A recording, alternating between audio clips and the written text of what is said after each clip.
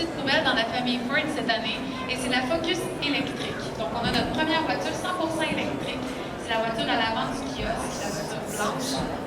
Alors, c'est une voiture qui va faire 150 km sur une seule charge. Ça prend environ 3 à 4 heures de la recharger complètement sur le 240 volts. Et c'est une voiture qui n'est pas seulement écologique grâce à la électrique, mais aussi parce qu'elle est vraiment donc, on s'attend en une année avec la production de la Focus à sauver 7 millions de bouteilles de plastique qui sont jetés dans l'environnement.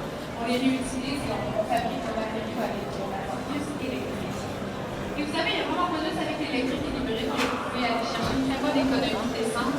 Chez Ford, on a notre moteur EcoBoost, qui est un moteur qui vous permet de sauver jusqu'à 20% de carburant, de diminuer de 15% vos gaz à effet de serre, comparativement à un moteur classique. Donc, on est à mi-chemin avec notre objectif chez Ford, qui est de diminuer de 30% nos émissions de dioxyde de carbone. Ce moteur-là, le moteur EcoBoost, c'est un moteur qui a fait ses preuves. On a vendu plus d'un demi-million de véhicules avec des moteurs EcoBoost à travers l'échelle mondiale. Et on ne le retrouve pas seulement dans les petites voitures, on le retrouve aussi dans les plus grosses voitures, même dans les camions. Vous pouvez avoir le F-150 disponible avec le moteur EcoBoost. Alors, vous allez avoir beaucoup de performance et aussi une excellente économie d'essence.